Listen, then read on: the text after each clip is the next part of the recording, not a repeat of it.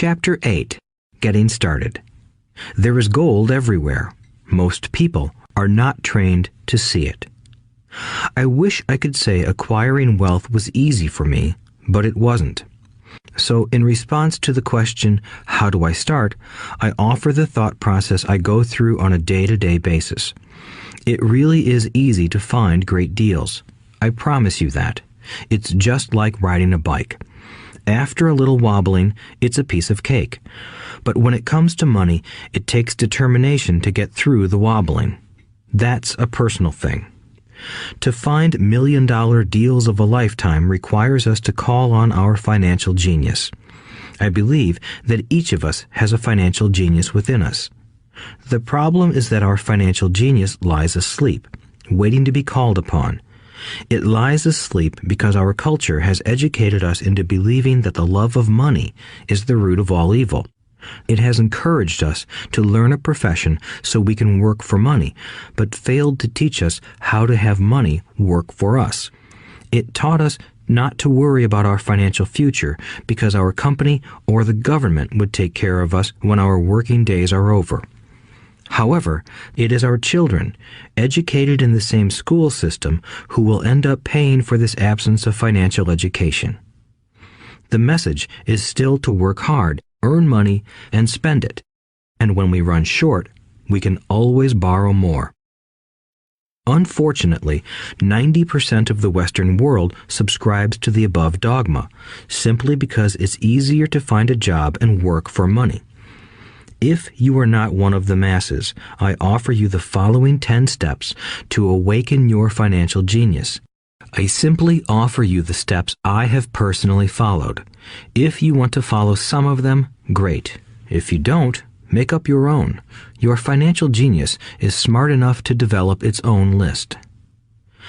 While in Peru, I asked a gold miner of 45 years how he was so confident about finding a gold mine. He replied, "There is gold everywhere. Most people are not trained to see it." And I would say that is true. In real estate, I can go out and in a day come up with 4 or 5 great potential deals, while the average person will go out and find nothing, even looking in the same neighborhood. The reason is that they have not taken the time to develop their financial genius. I offer you the following 10 steps as a process to develop your God-given powers, powers over which only you have control. 1. Find a reason greater than reality, the power of spirit. If you ask most people if they would like to be rich or financially free, they would say yes. But then reality sets in. The road seems too long with too many hills to climb. It's easier to just work for money and hand the excess over to your broker. I once met a young woman who had dreams of swimming for the U.S. Olympic team. The reality was that she had to get up every morning at 4 o'clock to swim for 3 hours before going to school. She did not party with her friends on Saturday night. She had to study and keep her grades up, just like everyone else.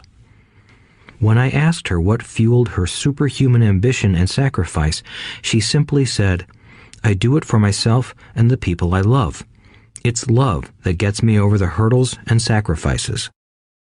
A reason or a purpose is a combination of wants and don't wants. When people ask me what my reason for wanting to be rich is, I tell them that it is a combination of deep emotional wants and don't wants. I will list a few. First, the don't wants, for they create the wants. I don't want to work all my life. I don't want what my parents aspired for, which was job security and a house in the suburbs. I don't like being an employee. I hated that my dad always missed my football games because he was so busy working on his career. I hated it when my dad worked hard all his life and the government took most of what he worked for at his death. He could not even pass on what he worked so hard for when he died. The rich don't do that. They work hard and pass it on to their children. Now, the wants. I want to be free to travel the world and live in the lifestyle I love. I want to be young when I do this. I want to simply be free. I want control over my time and my life. I want money to work for me. Those are my deep-seated emotional reasons. What are yours? If they are not strong enough, then the reality of the road ahead may be greater than your reasons. I have lost money and been set back many times, but it was the deep emotional reasons that kept me standing up and going forward. I wanted to be free by age 40, but it took me until I was 47, with many learning experiences along the way. As I said, I wish I could say it was easy. It wasn't, but it wasn't that hard either. I've learned that without a strong reason or purpose, anything in life is hard.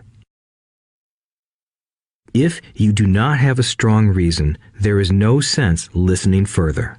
It will sound like too much work. 2. Make daily choices. The power of choice. Choice is the main reason people want to live in a free country. We want the power to choose. Financially, with every dollar we get in our hands, we hold the power to choose our future, to be rich, poor, or middle class. Our spending habits reflect who we are. Poor people simply have poor spending habits. The benefit I had as a boy was that I loved playing Monopoly constantly. Nobody told me Monopoly was only for kids, so I just kept playing the game as an adult. I also had a rich dad who pointed out to me the difference between an asset and a liability. So a long time ago, as a little boy, I chose to be rich, and I knew that all I had to do was learn to acquire assets, real assets. My best friend, Mike, had an asset column handed to him, but he still had to choose to learn to keep it. Many rich families lose their assets in the next generation simply because there was no one trained to be a good steward over their assets.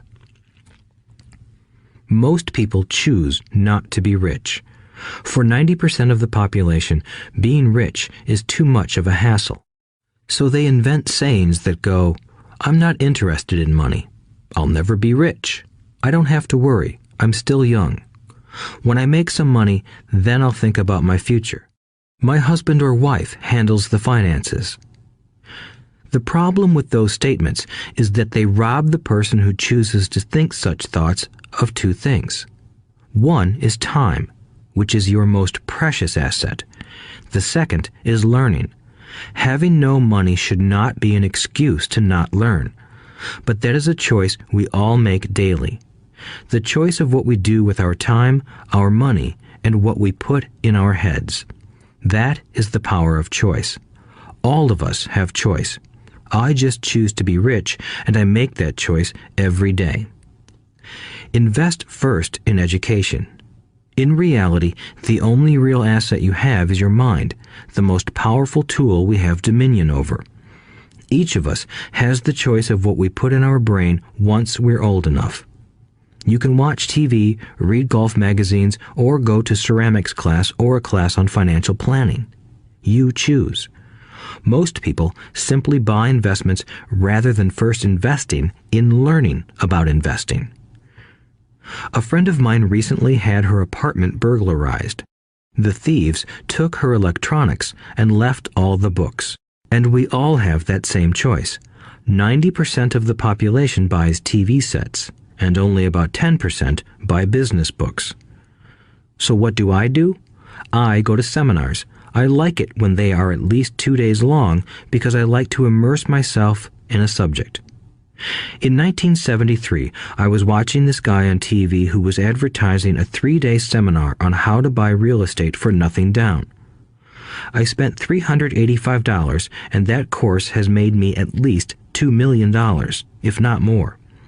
But more importantly, it bought me life. I don't have to work for the rest of my life because of that one course. I go to at least 2 such courses every year. I love CDs and audiobooks. The reason? I can easily review what I just heard.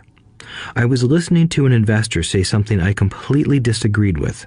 Instead of becoming arrogant and critical, I simply listened to that 5-minute stretch at least 20 times, maybe more.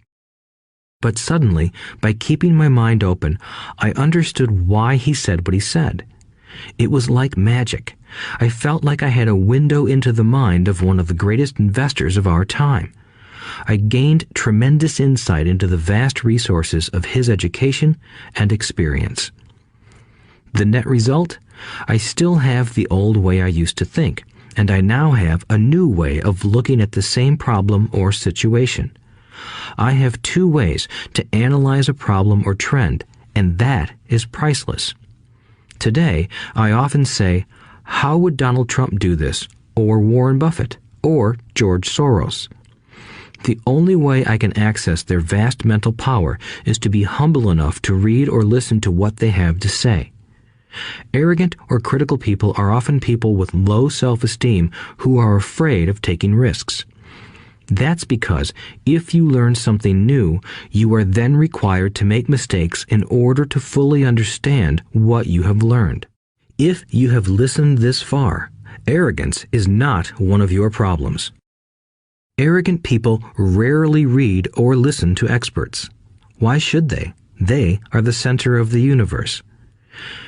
There are so many intelligent people who argue or defend when a new idea clashes with the way they think. In this case, their so-called intelligence combined with arrogance equals ignorance. Each of us knows people who are highly educated or believe they are smart, but their balance sheet paints a different picture. A truly intelligent person welcomes new ideas, for new ideas can add to the synergy of other accumulated ideas. Listening is more important than talking. If that were not true, God would not have given us 2 ears and only 1 mouth. Too many people think with their mouth instead of listening in order to absorb new ideas and possibilities. They argue instead of asking questions. I take a long view on my wealth. I do not subscribe to the get-rich-quick mentality most lottery players or casino gamblers have. I may go in and out of stocks, but I am long on education. If you want to fly an airplane, I advise taking lessons first. I am always shocked at people who buy stocks or real estate but never invest in their greatest asset, their mind.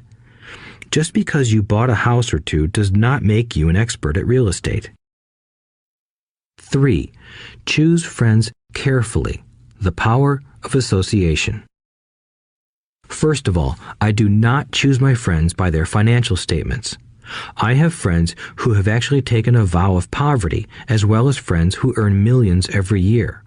The point is that I learn from all of them.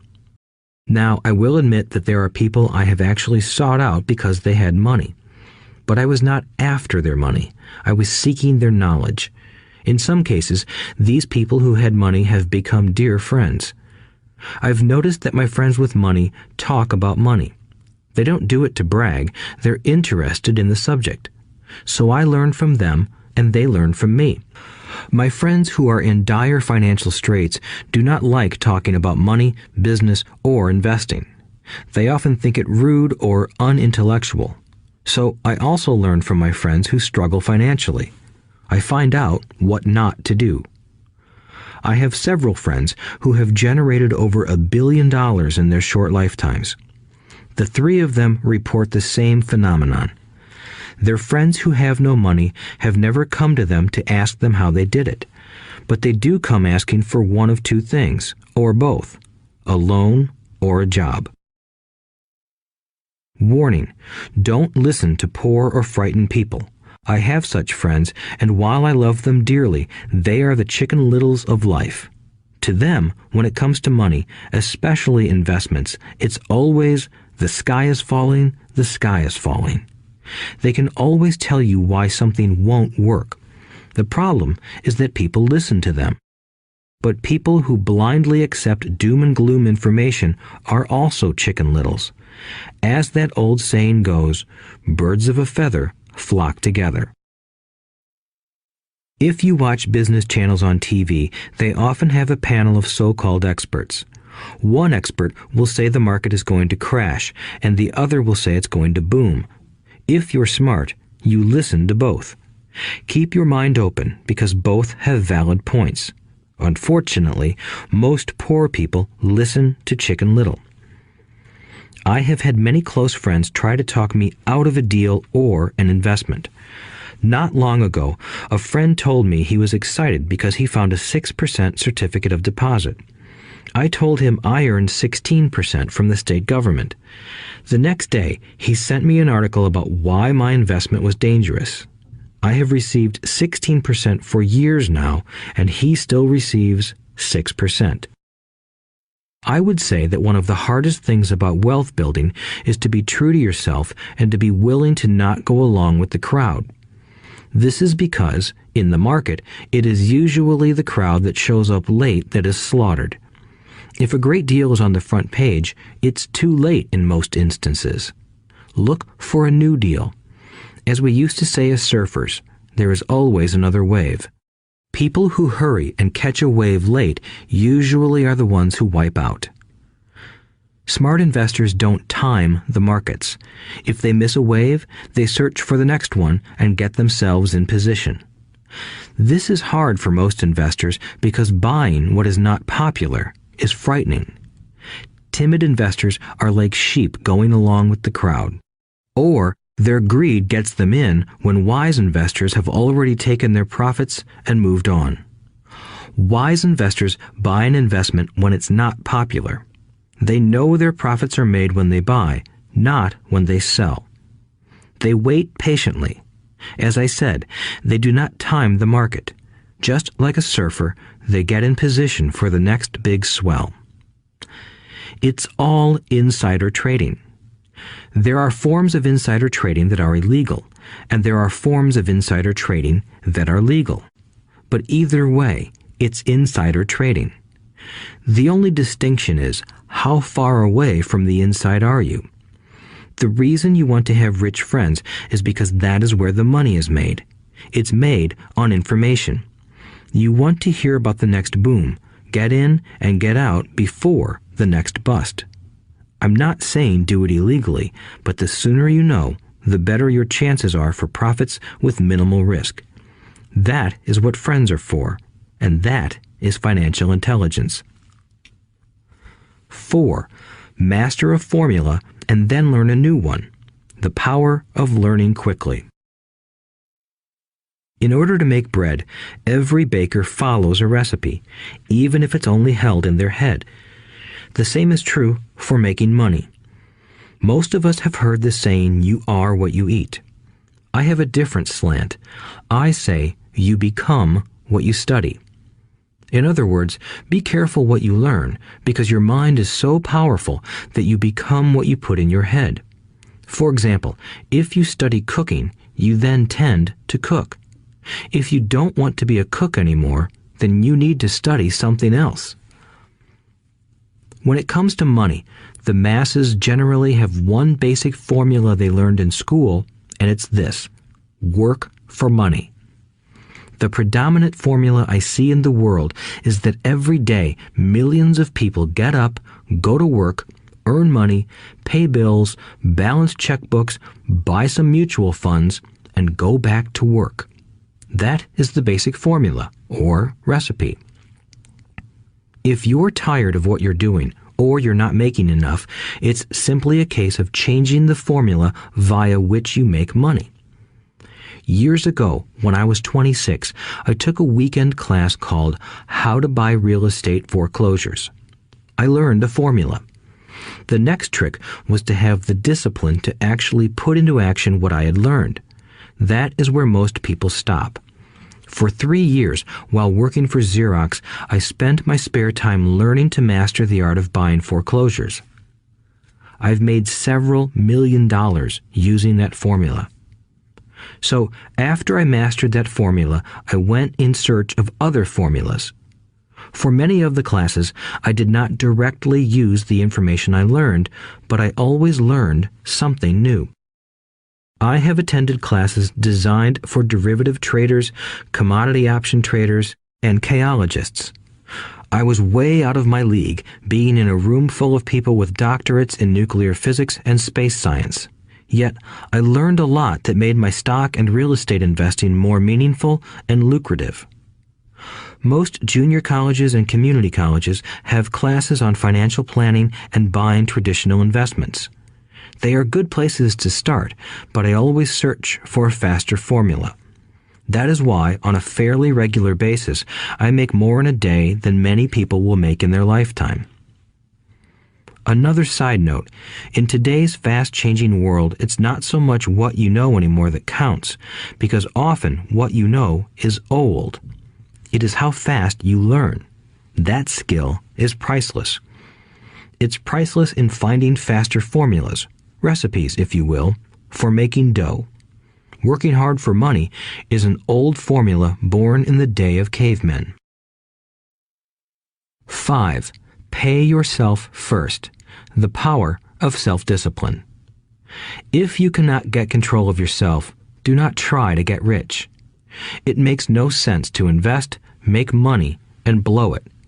It is the lack of self-discipline that causes most lottery winners to go broke soon after winning millions. It is the lack of self-discipline that causes people who get a raise to immediately go out and buy a new car or take a cruise. It is difficult to say which of the 10 steps is the most important, but of all the steps, this step is probably the most difficult to master if it is not already a part of your makeup.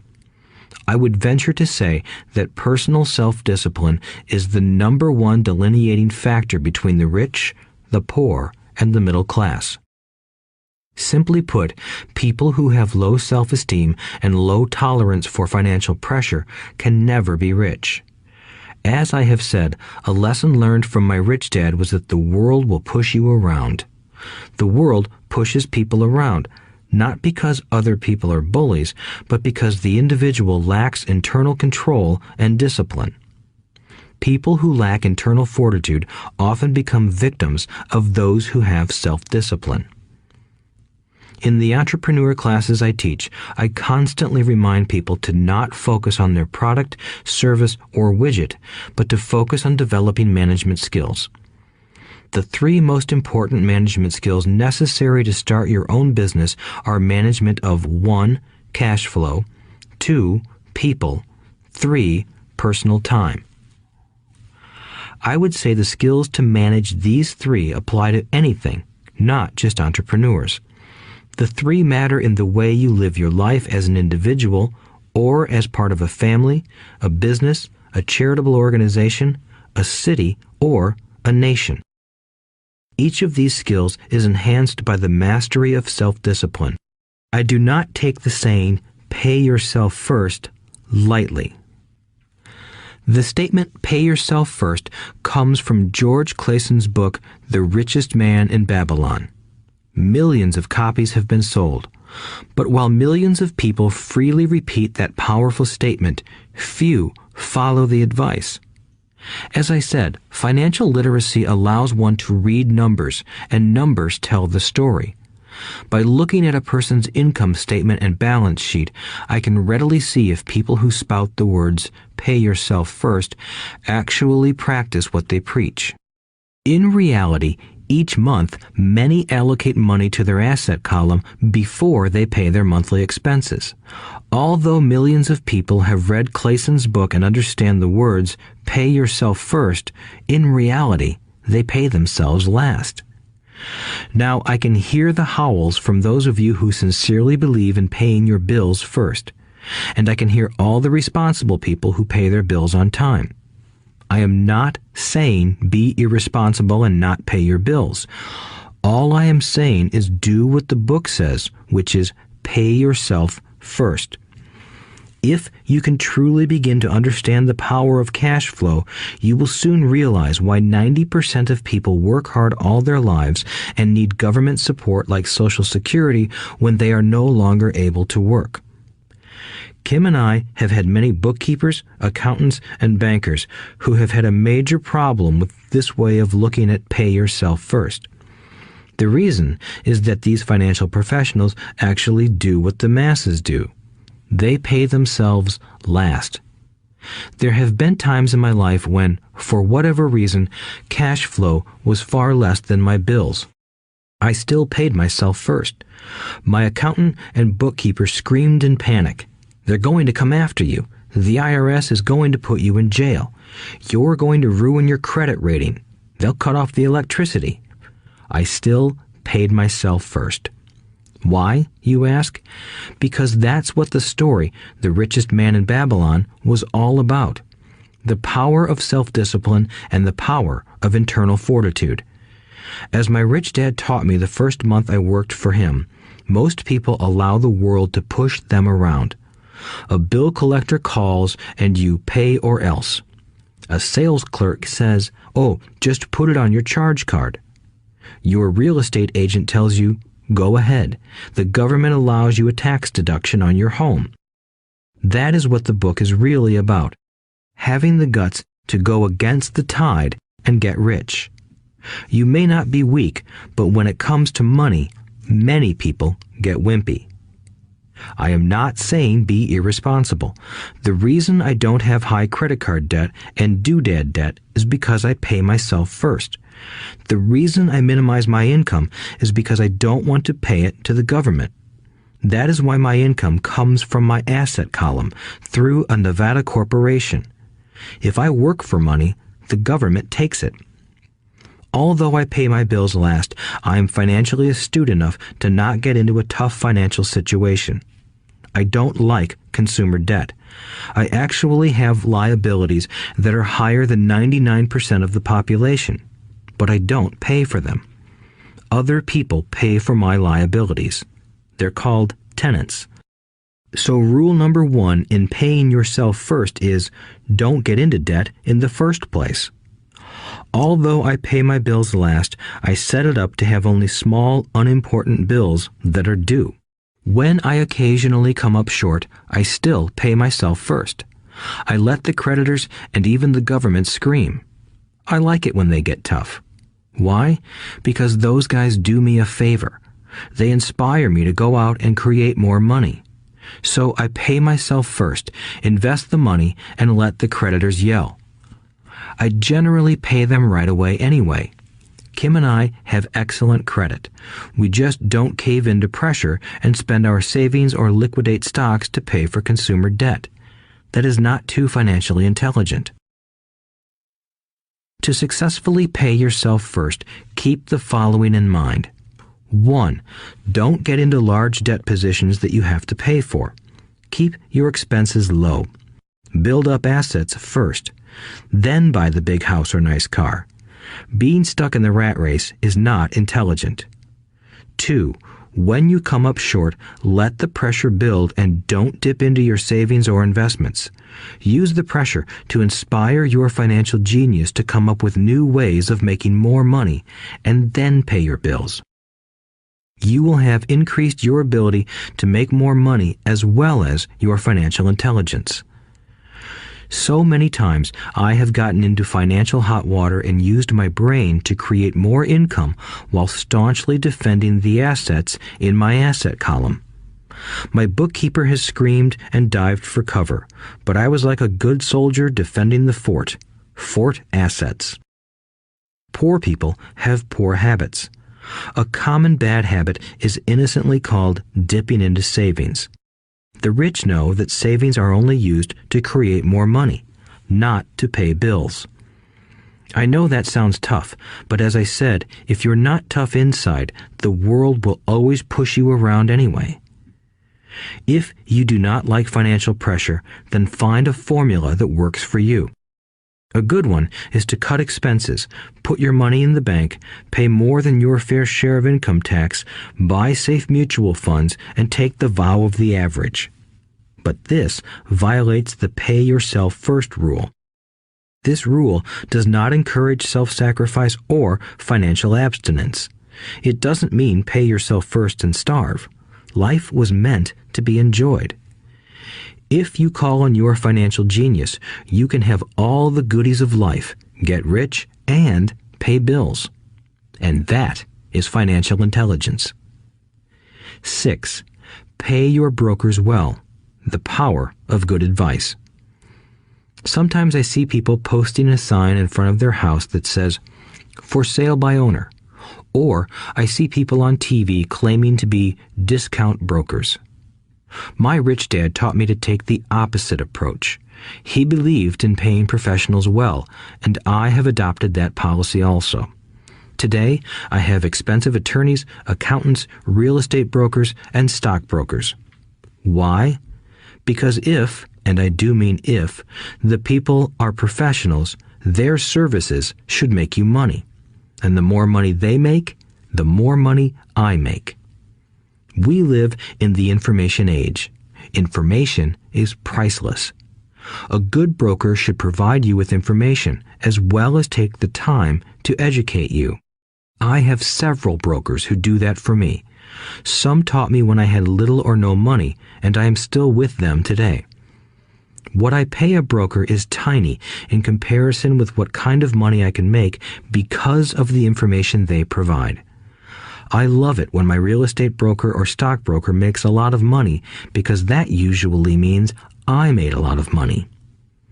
A good broker saves me time in addition to making me money. Like when I bought the vacant land for $9,000 and sold it immediately for over $25,000 so I could buy my Porsche quicker. A broker is my eyes and ears in the market.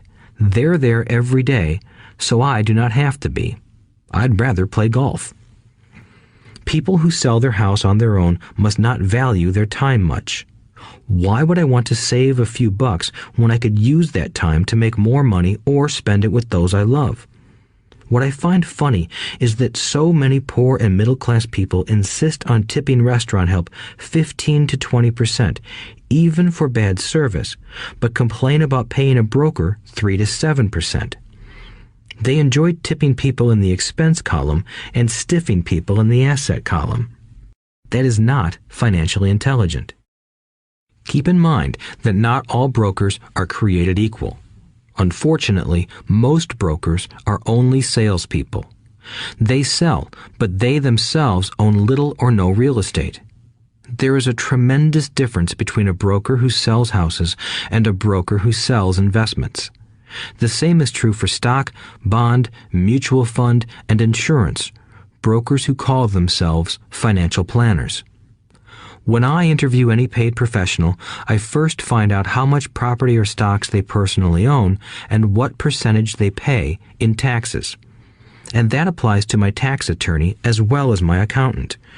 I have an accountant who minds his own business. His profession is accounting, but his business is real estate. I used to have an accountant who was a small business accountant, but he had no real estate. I switched because we did not love the same business. Find a broker who has your best interests at heart. Many brokers will spend the time educating you, and they could be the best asset you find. Just be fair, and most of them will be fair to you. If all you can think about is cutting their commissions, then why should they want to help you? It's just simple logic. As I said earlier, one of the management skills is the management of people. Many people only manage people they feel smarter than and they have power over.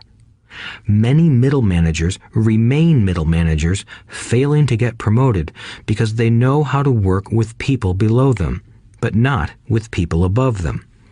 The real skill is to manage and reward the people who are smarter than you in some technical area. That is why companies have a board of directors. You should have one too. That is financial intelligence. 7. Be an Indian giver. The power of getting something for nothing. When the first European settlers came to America, they were taken aback by a cultural practice some American Indians had. For example, if a settler was cold, the Indian would give the person a blanket. Mistaking it for a gift, the settler was often offended when the Indian asked for it back. The Indians also got upset when they realized that settlers did not want to give it back. That is where the term Indian giver came from, a simple cultural misunderstanding. In the world of the asset column, being an Indian giver is vital to wealth.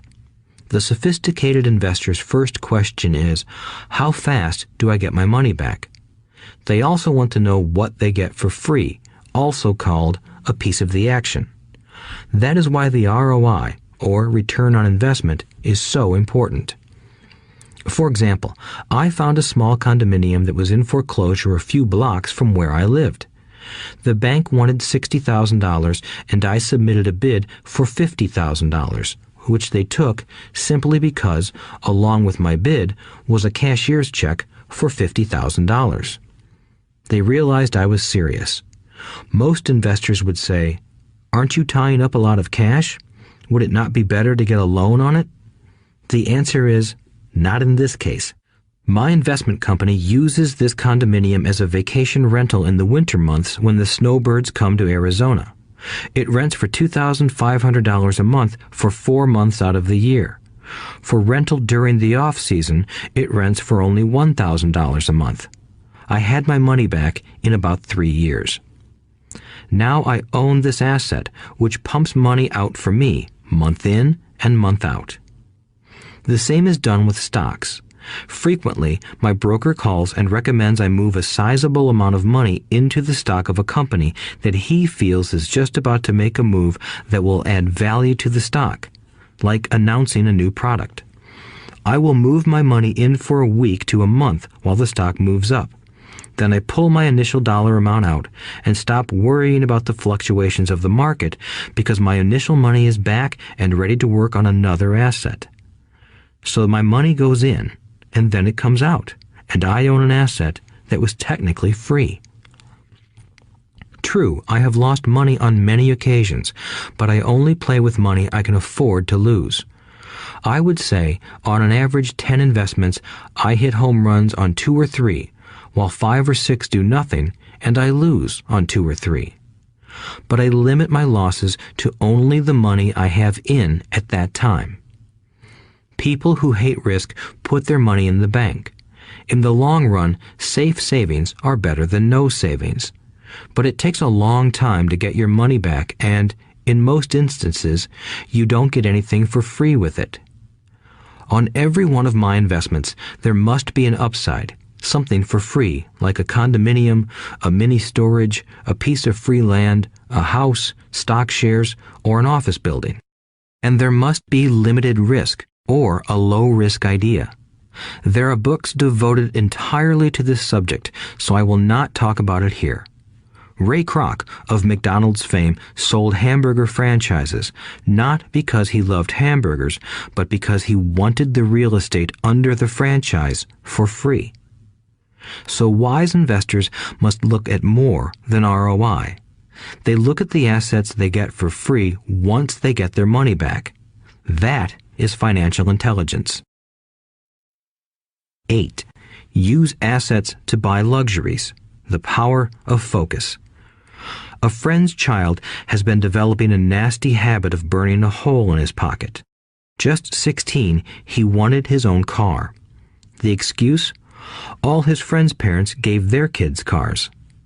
The child wanted to go into his savings and use it for a down payment.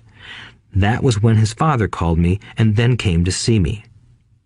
"Do you think I should let him do it, or should I just buy him a car?" I answered, "It might relieve the pressure in the short term, but what have you taught him in the long term? Can you use this desire to own a car and inspire your son to learn something?" Suddenly, the lights went on and he hurried home. 2 months later, I ran into my friend again. "Does your son have his new car?" I asked. "No, he doesn't, but I gave him $3,000 for the car. I told him to use my money instead of his college money." "Well, that's generous of you," I said. "Not really. The money came with a hitch." "So what was the hitch?" I asked. "Well, first we played your cash flow game. We then had a long discussion about the wise use of money. After that, I gave him a subscription to the Wall Street Journal and a few books on the stock market." "Then what?" I asked. "What was the catch?" I told him the $3,000 was his, but he could not directly buy a car with it. He could use it to find a stockbroker and buy and sell stocks. Once he had made $6,000 with the $3,000, the money would be his for the car, and the $3,000 would go into his college fund. "And what are the results?" I asked. Well, he got lucky early in his trading, but lost everything a few days later. Then he really got interested. Today, I would say he is down $2,000, but his interest is up. He has read all the books I bought him, and he's gone to the library to get more. He reads the Wall Street Journal voraciously, watching for indicators. He's only got $1,000 left, but his interest and learning are sky high. He knows that if he loses that money, he walks for 2 more years. But he does not seem to care. He even seems uninterested in getting a car because he's found a game that is more fun. What happens if he loses all the money? I asked. We'll cross that bridge when we get to it. I'd rather have him lose everything now than wait till he's our age to risk losing everything. And besides, that is the best $3,000 I've ever spent on his education. What he is learning will serve him for life, and he seems to have gained a new respect for the power of money. As I said earlier, if a person cannot master the power of self-discipline, it is best not to try to get rich. I say this because although the process of developing cash flow from an asset column is easy in theory, what's hard is the mental fortitude to direct money to the correct use. Due to external temptations, it is much easier in today's consumer world to simply blow money out the expense column. With weak mental fortitude, that money flows into the paths of least resistance. That is the cause of poverty and financial struggle. The following example illustrates the financial intelligence needed to direct money to make more money. If we give 100 people $10,000 at the start of the year, I believe that at the end of the year, 80 would have nothing left. In fact, many would have created greater debt by making a down payment on a new car, refrigerator, electronics, or a holiday. 16 would have increased that $10,000 by 5 to 10%. 4 would have increased it to $20,000 or into the millions. We go to school to learn a profession so we can work for money. It is my opinion that it's just as important to learn how to have money work for you.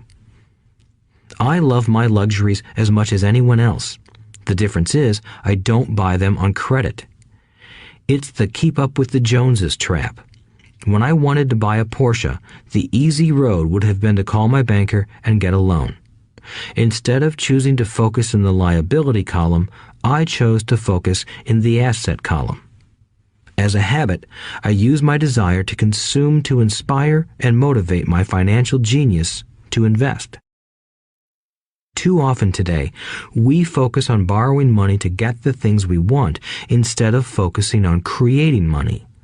One is easier in the short term, but harder in the long term. It's a bad habit that we as individuals and as a nation have gotten into. Remember, the easy road often becomes hard, and the hard road often becomes easy.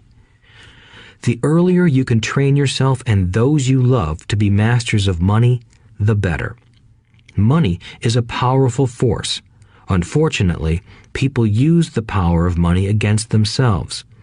If your financial intelligence is low, money will run all over you.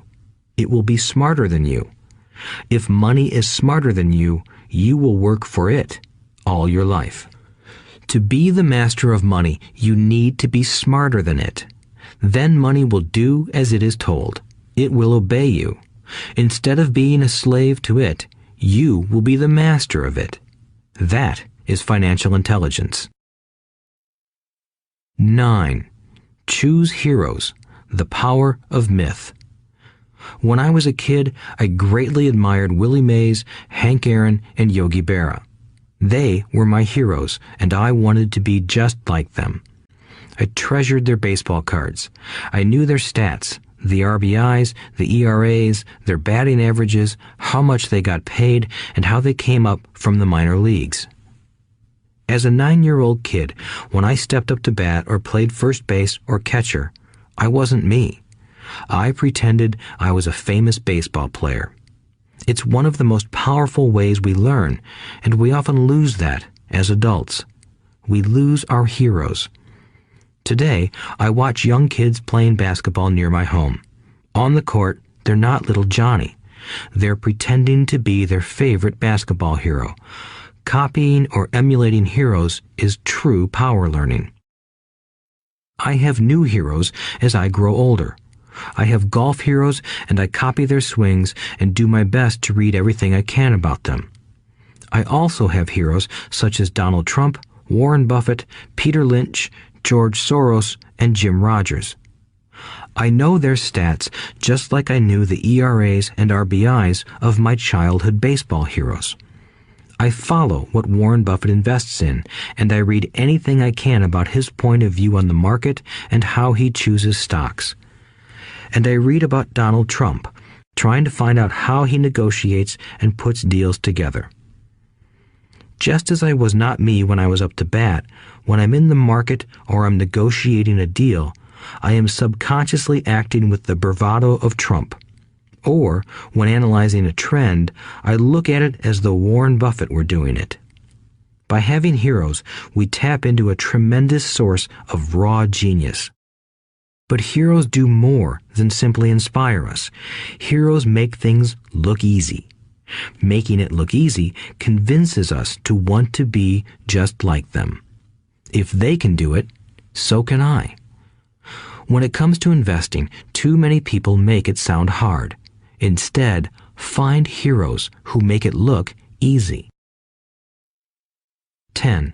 Teach and you shall receive. The power of giving. Both of my dads were teachers. My rich dad taught me a lesson I have carried all my life, the necessity of being charitable or giving. My educated dad gave a lot of his time and knowledge, but almost never gave away money. He usually said that he would give when he had some extra money, but of course, there was rarely any extra. My rich dad gave money as well as education. He believed firmly in tithing. If you want something, you first need to give, he would always say.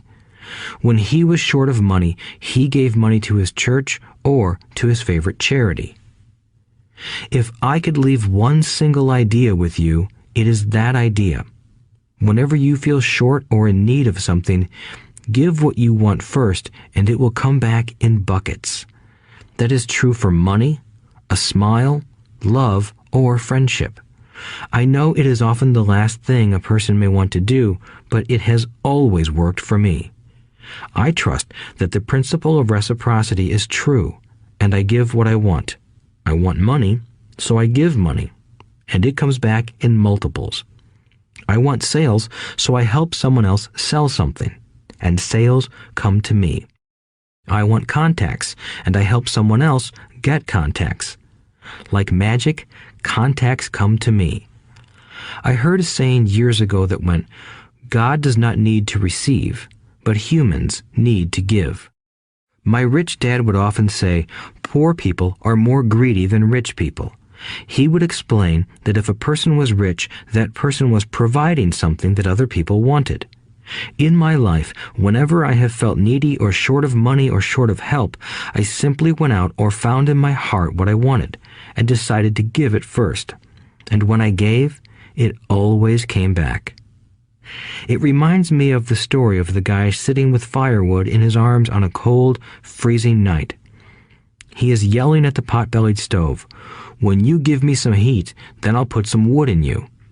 And when it comes to money, love, happiness, sales, and contacts, all one needs to remember is to give first. Often, just the process of thinking of what I want and how I could give that to someone else breaks free a torrent of bounty. Whenever I feel that people aren't smiling at me, I simply begin smiling and saying hello. Like magic, the next thing I know, I'm surrounded by smiling people. It is true that your world is only a mirror of you. So that's why I say, teach and you shall receive. I have found that the more I teach those who want to learn, the more I learn. If you want to learn about money, teach it to someone else. A torrent of new ideas and finer distinctions will come in. There are times when I have given and nothing has come back, or what I have received is not what I wanted. But upon closer inspection and soul-searching, I was often giving to receive in those instances instead of giving for the joy that giving itself brings. My dad taught teachers, and he became a master teacher. My rich dad always taught young people his way of doing business. In retrospect, it was their generosity with what they knew that made them smarter. There are powers in this world that are much smarter than we are. You can get there on your own, but it's easier with the help of the powers that be. You only need to be generous with what you have.